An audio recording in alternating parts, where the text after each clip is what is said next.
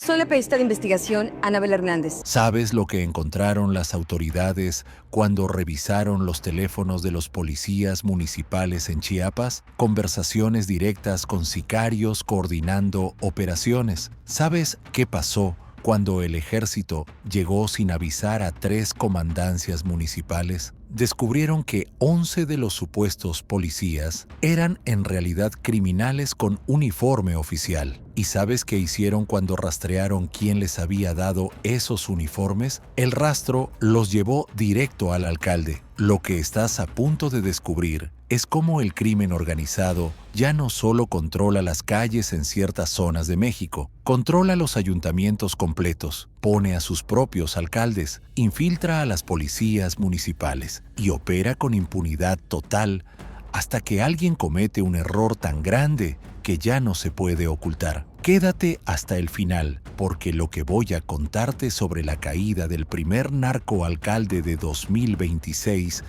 te va a dejar sin palabras. Y si quieres seguir recibiendo información que otros callan, suscríbete ahora mismo, dale like y activa la campanita, porque aquí no nos callamos ante nadie. 3 de enero de 2026, 6 de la mañana, 3 municipios de Chiapas, Cintalapa, Ocosocautla y Jiquipilas. De repente, sin previo aviso, fuerzas estatales y federales rodean simultáneamente las 3 comandancias municipales. Helicópteros sobrevuelan la zona, calles bloqueadas, vehículos blindados en cada esquina. Los policías municipales que están en el cambio de turno no entienden qué está pasando, hasta que elementos del ejército, la Guardia Nacional y la Policía Estatal entran con órdenes precisas: retener a todos los agentes, todos sin excepción. 156 elementos. No les explica nada, no les permiten hacer llamadas, no les dan acceso a abogados,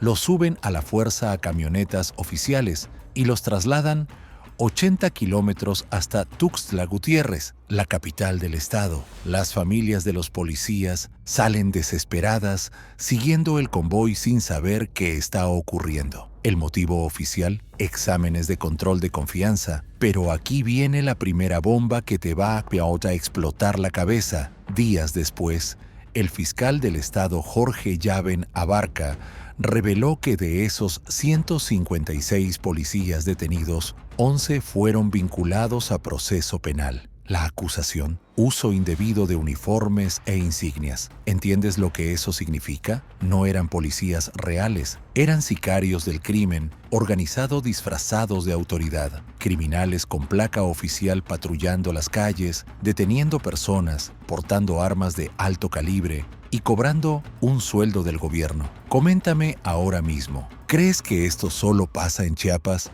¿O hay policías infiltrados por el narco en todo el país? Pero espera, porque lo que pasó específicamente en Cintalapa es lo que conecta toda esta historia. Cuando las fuerzas federales se llevaron detenidos a los policías municipales, las familias se organizaron para seguir el convoy hasta la capital. Querían saber qué estaba pasando con sus esposos, hermanos, hijos. Y entonces, el ayuntamiento de Cintalapa hizo algo que llamó inmediatamente la atención de las autoridades federales. Les facilitó transporte oficial, camionetas del gobierno municipal, para que las familias pudieran seguir a las fuerzas armadas que acababan de detener a policías infiltrados por el narco. ¿Fue un gesto humanitario del alcalde Ernesto Cruz Díaz o fue una demostración pública de lealtad hacia sus verdaderos jefes? Porque esa decisión probablemente fue la que terminó de sellarlo todo ante los investigadores federales. Y hay algo más: esto no era la primera vez. En agosto del año pasado, también en Cintalapa, habían sido detenidos 59 policías municipales más su comandante, todos acusados de asociación delictuosa y uso indebido de insignias. En ese operativo, incluso aseguraron un jaguar vivo que tenían en las instalaciones. 2 operativos masivos contra policías corruptos en menos de 6 meses. Mismo municipio, mismo patrón, elementos trabajando para el crimen organizado, y el mismo alcalde en funciones durante ambos casos. Dale like si ya estás viendo hacia dónde va esto, porque lo que viene a continuación es aún más perturbador. 27 de diciembre de 2025, Villaflores, Chiapas, un municipio vecino a Cintalapa, ubicado a poco más de 100 kilómetros de Tuxtla Gutiérrez. Esa noche, sicarios encapuchados con armas largas irrumpen violentamente en dos bares, La Cabala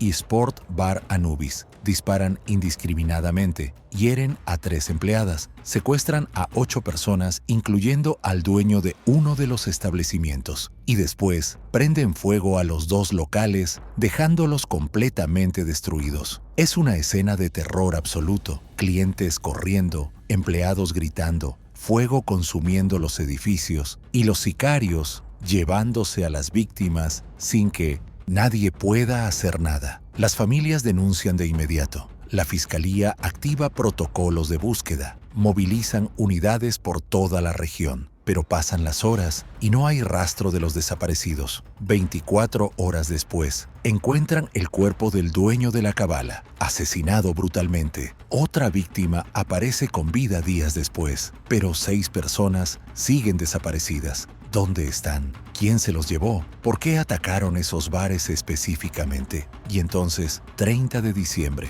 3 días después del secuestro, llega la noticia que nadie quería escuchar. Encontraron los 6 cuerpos restantes y adivina dónde aparecieron. En Cintalapa, el mismo municipio donde acababan de detener a más de 100 policías infiltrados por el narco. Según testigos, los cuerpos estaban apilados uno sobre otro en un terreno, las manos atadas, señales claras de ejecución múltiple, un mensaje brutal para quien quisiera entenderlo. Coméntame tu teoría. ¿Fue coincidencia que los cuerpos aparecieran en el municipio del alcalde que ahora está detenido? ¿O hay una conexión directa? Porque aquí viene la segunda píldora que te va a partir la mente. Una semana antes de los ataques a los bares, el 23 de diciembre, habían aparecido narcomantas en Villaflores, mensajes presuntamente firmados por el cártel de Sinaloa, amenazando directamente a Juan Manuel Valdovinos Mendoza, señalado como líder del cártel Jalisco Nueva Generación en la zona. Es decir, una semana antes, ya había advertencias públicas de que iba a haber violencia, amenazas de un cártel contra otro, y nadie hizo nada para evitarlo. ¿Por qué las autoridades municipales no reforzaron la seguridad? ¿Por qué no cerraron los establecimientos temporalmente? ¿Por qué permitieron que sicarios entraran a bares llenos de civiles y se llevaran gente como si nada? La respuesta es simple y aterradora, porque las autoridades municipales no trabajaban para proteger a la población, trabajaban para el crimen organizado. Suscríbete ahora mismo si quieres que sigamos destapando lo que otros callan, porque lo que viene a continuación conecta todo. Después del hallazgo de los 6 cuerpos en Cintalapa, la Fiscalía del Estado desplegó operativos intensos por toda la región, y los resultados fueron contundentes. Detuvieron a 4 hombres directamente vinculados con los ataques a los bares. Aseguraron armas, cargadores, equipo táctico y varios vehículos. Días después, capturaron a 7 personas más. Y aquí está el detalle que te va a helar la sangre. Aseguraron 3 patrullas clonadas con insignias del ejército mexicano, vehículos idénticos a los que usan las Fuerzas Armadas, pero operados por el crimen organizado. ¿Entiendes el nivel de sofisticación? No solo tenían policías municipales infiltrados, también tenían patrullas falsas del ejército para moverse libremente por todo el estado, haciéndose pasar por autoridad federal. Y todo esto ocurría en una zona en disputa territorial entre el cártel de Sinaloa y el cártel de Chiapas y Guatemala, este último aliado con el cártel Jalisco Nueva Generación, una guerra campal por el control de las rutas de tráfico de drogas que cruzan desde Centroamérica hacia Estados Unidos. Pero hay algo que hace esta situación aún más grave, algo que muy pocos están mencionando y que cambia completamente el contexto de todo lo que está pasando. Estados Unidos acaba de intensificar sus señalamientos sobre una posible intervención militar en México para combatir a los cárteles, después de la polémica operación en Venezuela, donde detuvieron a Nicolás Maduro. El gobierno de Donald Trump ha dejado claro que no descarta hacer lo mismo en territorio mexicano. Y en medio de ese contexto internacional explosivo, en medio de las amenazas de intervención, en medio de la presión diplomática, cae detenido el primer narcoalcalde de 2026, 5 de enero. Ernesto Cruz Díaz, alcalde morenista de Cintalapa en su segundo periodo, es capturado por fuerzas federales. Las acusaciones son devastadoras: ejercicio abusivo de funciones, abuso de autoridad, actos de corrupción, malversación de recursos públicos y presuntos vínculos directos con el cártel de Chiapas y Guatemala. No es una detención menor, es un alcalde en funciones acusado de trabajar para el crimen organizado, de permitir que sicarios operaran disfrazados de policías, de facilitar que su municipio se convirtiera en un cementerio para víctimas de otros lugares. Dale like si crees que este es solo el primero de muchos alcaldes que van a caer en los próximos meses, porque al día siguiente de la captura de Ernesto Cruz Díaz, las autoridades fueron por más. 6 de enero, detienen a 2 funcionarios más del Ayuntamiento de Cintalapa, Anayeli Reyes Clemente, síndica municipal, y Reinaldo Valencia Cruz, tesorero. Mismas acusaciones: abuso de autoridad, corrupción, malversación de recursos y presuntos nexos con el cártel de Chiapas y Guatemala. Es decir, no era solo el alcalde, era toda la estructura del gobierno municipal trabajando para el narco. La síndica, el tesorero, el presidente municipal, todos coordinados, todos en la misma red, todos facilitando que el crimen organizado controlara el municipio desde adentro del propio ayuntamiento. Y la misma noche del 5 de enero ocurrió algo más que muchos pasaron por alto, pero que es igual de importante. Las autoridades recapturaron a Enoc Díaz Pérez, exalcalde perredista de Pueblo Nuevo, Solistahuacán. Este hombre había sido condenado a 110 años de prisión por el homicidio de 5 personas en 2021. 110 años, pero estaba libre gracias a un amparo, caminando en las calles como si nada mientras tenía una sentencia por asesinato múltiple. Elementos del Ejército y la Guardia Nacional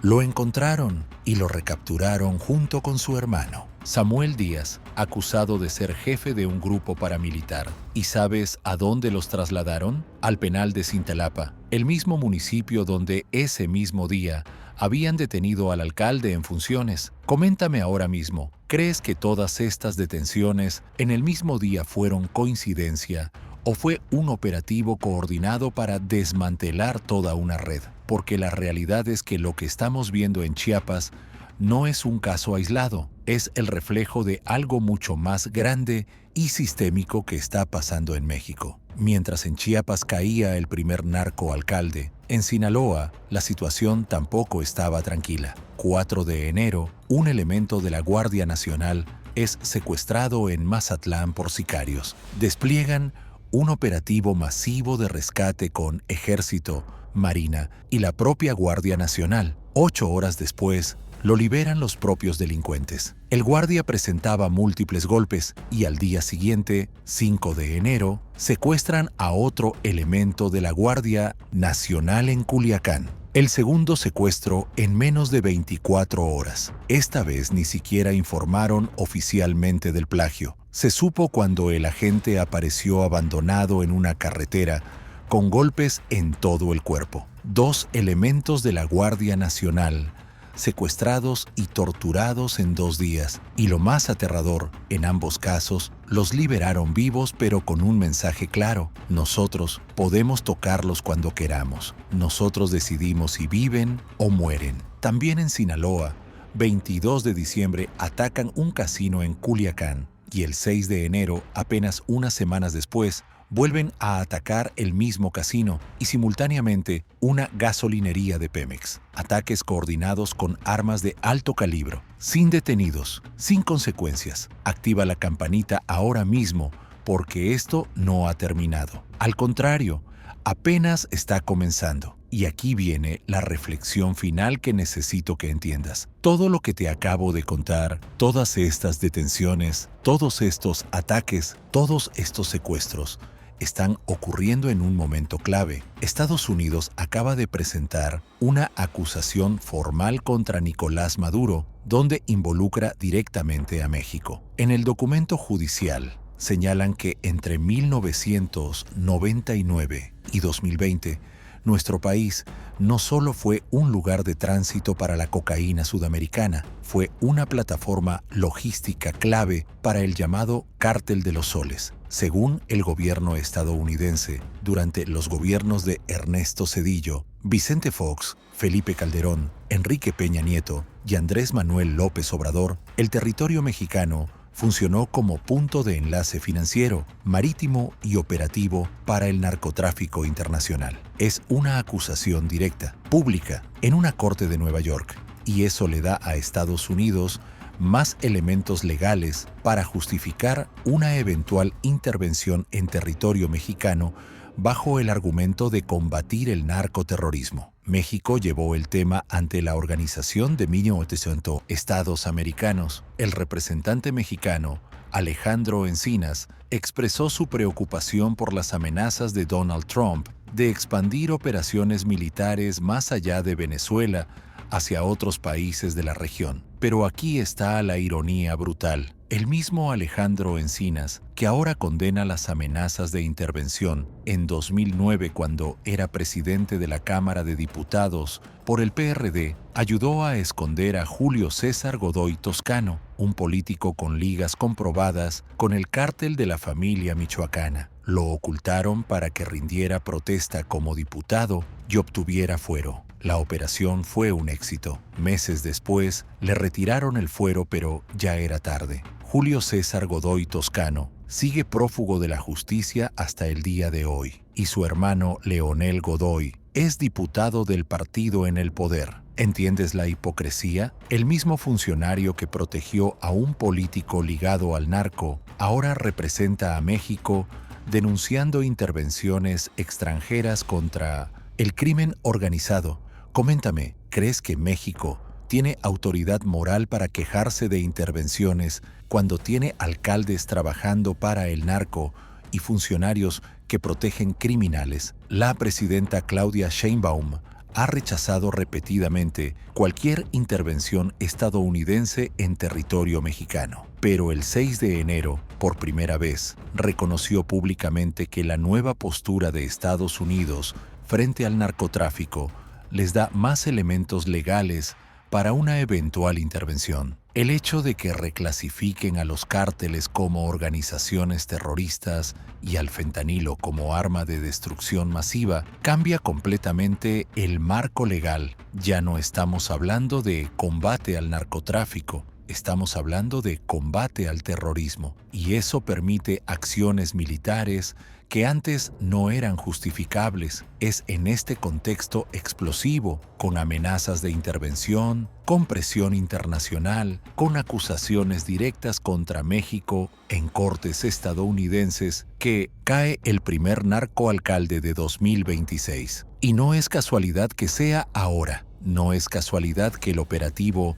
haya sido tan contundente. No es casualidad que hayan desmantelado toda la estructura del ayuntamiento. El gobierno mexicano necesita demostrar que está actuando contra la infiltración del narco en las instituciones. Necesita mostrarle a Estados Unidos y al mundo que sí está haciendo algo, que sí está combatiendo la corrupción desde adentro, pero la pregunta que todos nos hacemos es, ¿realmente van a llegar hasta el fondo o esto es solo una jugada mediática para calmar las presiones internacionales? Porque si realmente quisieran combatir la infiltración del narco en los gobiernos municipales, tendrían que intervenir cientos de ayuntamientos en todo el país. Tendrían que desmantelar estructuras completas en estados como Guerrero, Michoacán, Tamaulipas, Sinaloa, Chihuahua están dispuestos a hacerlo, o Ernesto Cruz Díaz va a ser el chivo